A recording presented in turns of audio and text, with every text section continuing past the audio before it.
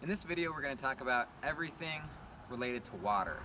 We're going to talk about how to hook up to city water, how to fill up your freshwater tank, the sizes of those tanks, and we're going to talk about showering. There are two water sources that you're going to draw from.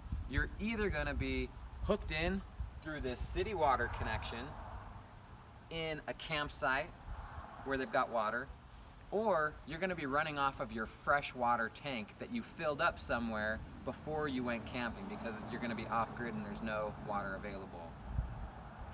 Now, depending on those sources, each one pressurizes the water differently through the trailer. If you're connected to a city water connection, in other words, you just got a hose plugged in here, which I'm going to show you how to do in just a minute, then the city's water pressure, and I'm saying city, it's just called city water connection, but this is true if you're even in a remote campsite. As long as you have a hose that's pressurized that comes with water to your vehicle, to your trailer, it automatically pressurizes the whole system. If you are running off of your freshwater tank, which I'll show you how to fill in a minute, you have to use the water pump, which I'll show you how to turn on. If you're hooking up to city water, here are some important things to remember. There are two key things. Number one, it's nice to have a water filter. So I always keep this hooked up to this blue hose, which comes included with this trailer. And before the water trailer, you see this other piece. This is a flow reducer. The pressure of city water lines is far too high for the water lines of this trailer. So if you plug this in without the flow reducer, you're going to create leaks inside the trailer because those little lines are not designed for that level of pressure. If you have a leak inside the trailer, every time we've had a leak, there's been 2 or 3 times, it's because we forgot to use the flow reducer. So I just keep all this hooked up how it is, with the filter here, flow reducer here, and then this line hooked up, and then you just plug this in to the hose or the water spigot in your campsite. To hook this up is really simple, self-explanatory. You just really screw it in. So that's your city water connection. Let's go take a look at, well, before we do, here's your outdoor shower. I want to show you this quickly while you're right here. You use this little key that says 71CH on it. Plug it in, open it, and this is really cool. You've got hot and cold water right here in this little adaptable shower hose, and it's really convenient if you've been out, in a river or something. Your kind of kids are dirty, dogs dirty, whatever. You just spray everything off, and you don't have to track that into the trailer.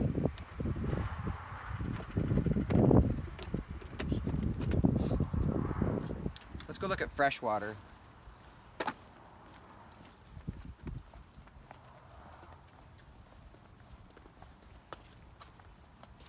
This is the inlet for your freshwater tank. The freshwater tank is 76 gallons. In order to speed up the process, use this included black hose and this little end, this tip. It's special, it goes all the way in and it allows a complete flow to happen. Whereas if you try to use this without the tip, it's really tricky and kind of a pain. It takes about 5 to 15 minutes to fill up your fresh water tank, depending on the water pressure that you have coming out of your hose.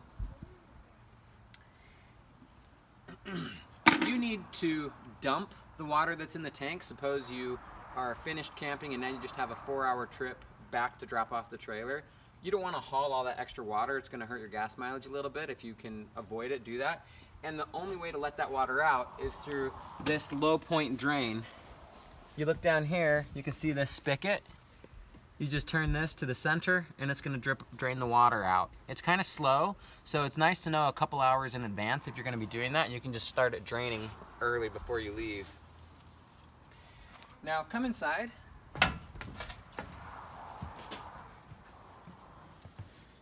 Come inside and we're going to take a look at how to turn on the water pump.